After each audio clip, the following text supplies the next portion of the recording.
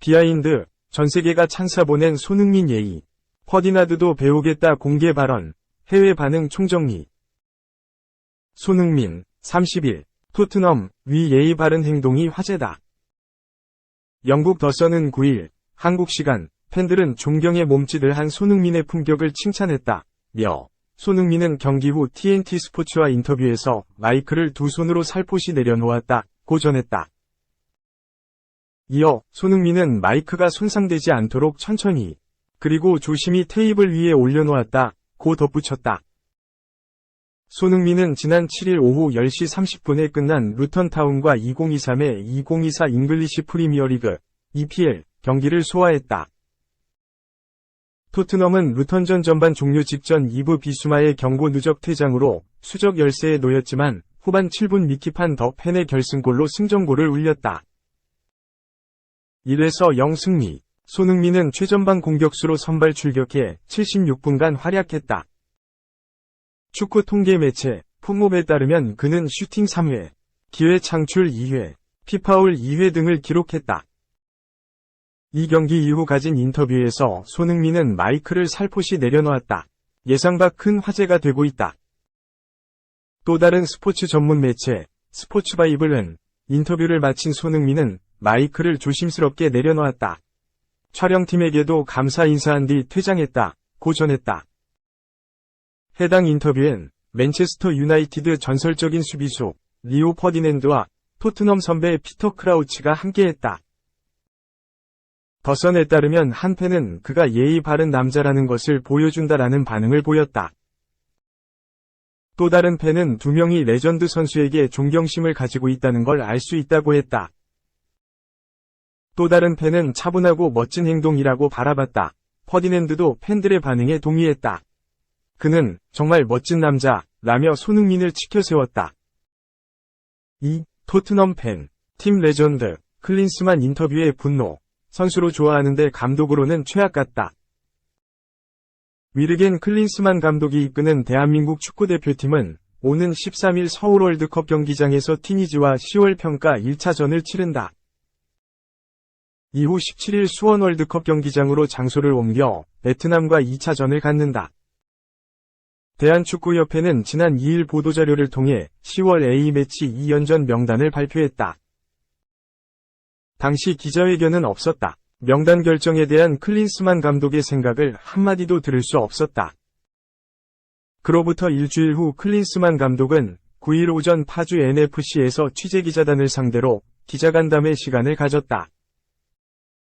전임 파올로 벤투 감독처럼 100명 이상의 취재진과 동시에 만나는 것이 아니라 소규모 기자들을 여러 그룹으로 나눠 간담회를 진행했다.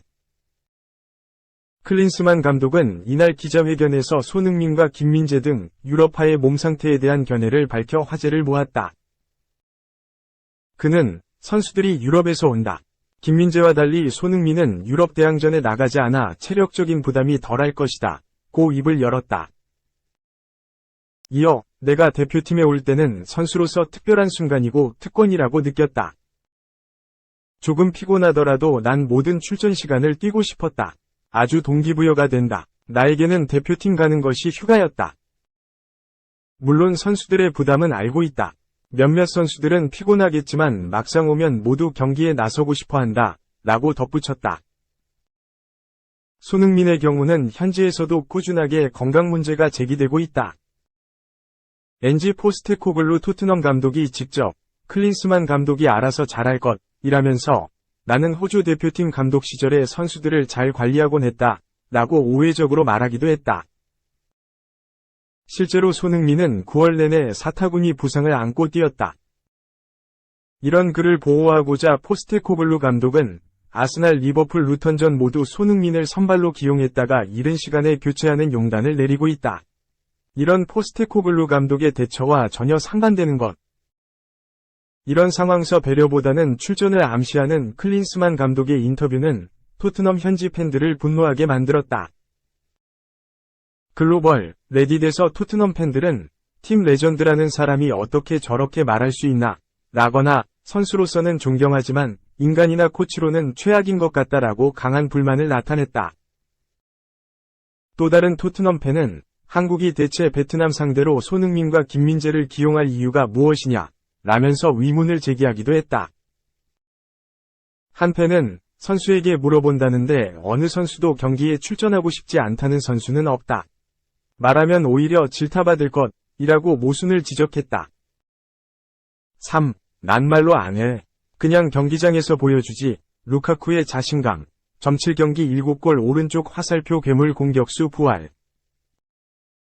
AS 로마는 9일 오전 1시 한국 시간 이탈리아 칼리아리에 위치한 우니폴 도무스에서 열린 2023에서 24시즌 이탈리아 세리에 A 8라운드에서 칼리아리의 4에서 1대승을 거뒀다. 이로써 로마는 리그 10위로 올라섰다. 경기 초반 분위기는 로마가 잡았다. 선제골도 로마의 몫이었다. 전반 19분 레오나르도 스피나촐라의 패스를 받은 후세 마와르가 왼발 슈팅으로 골망을 갈랐다. 로마가 곧바로 추가 득점에 성공했다. 전반 20분 릭 칼스도프가 우측에서 크로스를 올렸고 루카쿠가 가슴으로 밀어넣었다. 전반은 로마가 2에서 0으로 앞선 채 끝났다. 후반 양상도 비슷했다. 로마는 계속해서 칼리아리의 골문을 위협했다. 로마가 쐐기를 박았다. 후반 6분 안드레아 벨로티가 아크 부근에서 왼발 슈팅하는 척 수비를 속이고 오른발 슈팅으로 골을 만들었다. 후반 14분 루카쿠의 골이 터지면서 점수차는 더 벌어졌다. 칼리아리가 만회골을 넣었다. 후반 42분 나이탄 난데스가 골을 기록했지만 승부를 뒤집기엔 역부족이었다. 결국 경기는 로마의 4에서 1대승을 종료됐다. 축구 통계 매체 소파스코어에 따르면 루카쿠는 풀타임을 소화하면서 2골을 포함해 유효 슈팅 2개, 볼 터치 28회, 패스 성공률 69%, 16회 중 11회 성공, 키패스 1회, 공중경합 3회, 4회 시도 등을 기록했다. 평점은 8.3점을 받았다. 출전 선수들 중 가장 높은 점수였다. 경기 후 루카쿠는 이번 여름 많은 일이 있었다. 많은 사람들이 나에 대해 이야기했지만 나는 말하지 않고 경기장에서 나의 가치를 보여줬다. 조세 무리뉴 감독과 특별한 관계를 맺고 있다. 그는 우리 가족을 알고 있다. 우리는 서로를 믿고 있다. 라고 말했다. 루카쿠는 이번 여름 힘들게 팀을 찾았다. 인터밀란 임대를 마치고 첼시로 복귀했지만 루카쿠는 첼시를 떠나고 싶었다. 첼시도 마찬가지로 루카쿠를 팔고 싶었다. 사우디아라비아 등이 적극적으로 원했지만 루카쿠는 유럽에서 선수 생활을 이어가려는 의지가 강했다. 차기 행선지로 인터밀란이 유력해 보였다.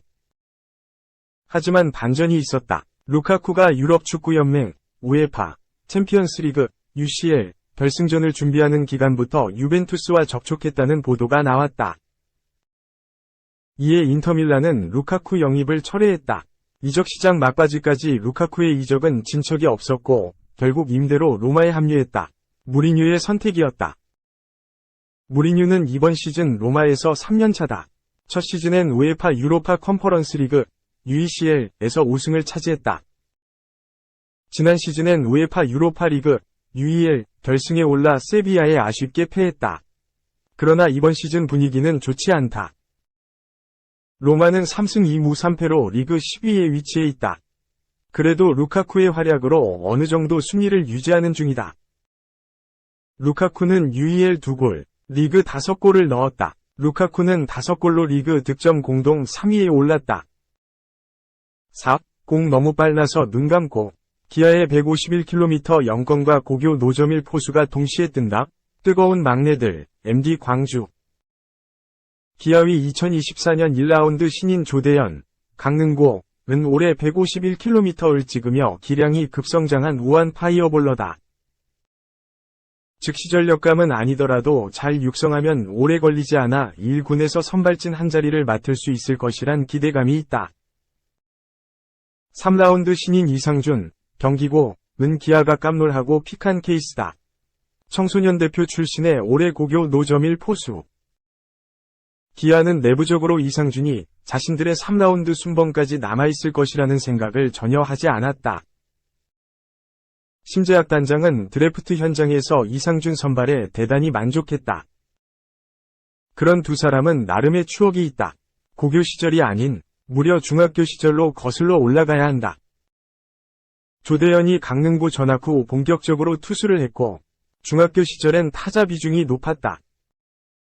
그래도 조대현과 이상준은 투타 대결을 벌인 과거를 기억하고 있었다. 조대현은 8일 광주 기아 챔피언스필드에서 팬들에게 인사한 뒤 기자실로 올라와 상준이는 강타자니까 제가 중학교 때 홈런 맞았다 라고 했다. 이상준은 조대현의 패스트볼을 받아쳐 홈런을 친 기억을 또렷하게 떠올렸다. 고등학교 입학 후엔 3차례 맞붙었다고 한다. 두 사람은 삼진 2개, 안타 1개 라고 했다. 결국 조대현의 판정승이라는 얘기. 조대현의 성장은 이상준이 보증했다. 중학교 때 홈런 하나를 쳐서 자신있게 들어갔는데 공이 좋아졌더라. 첫 타석에서 속수무책으로 당했다 라고 했다. 심지어 이상준은 대현이 공이 안 보일 정도로 빨랐다. 눈 감고 돌렸다. 변화구 하나에 삼진 먹고 직구에 한번 삼진 먹고 그랬다 라고 했다. 이렇듯 조대현은 기복기 심한 약점도 있지만 기본적으로 성장 속도가 빠르다. 조대현은 챔피언스필드 전광판에 155km를 찍고 싶다 라고 했다. 두 사람은 1군에 함께 데뷔하는 꿈을 꾼다. 조대현은 자신의 1군 데뷔전을 두고 웃으며 점수차가 많이 벌어졌을 때 마지막 투수로 나갈 것 같다 라고 했다. 현실적인 얘기지만 희망도 품었다. 그는 상준이는 강타자니까 같이 1군에서 뛰면 좋을 것 같다 라고 했다. 이상준은 대현이랑 같이 데뷔하면 진짜 좋을 것 같다 라고 했다. 나아가 두 사람이 배터리로 1군 경기에 나선다면 대현이의 선택에 집중할 것이다. 대현이가 던질 공이 없으면 내가 사인을 내겠다 라고 했다. 조대현과 이상준 모두 잠재력은 높지만 1군의 벽을 뚫는 게 쉽지는 않을 듯하다.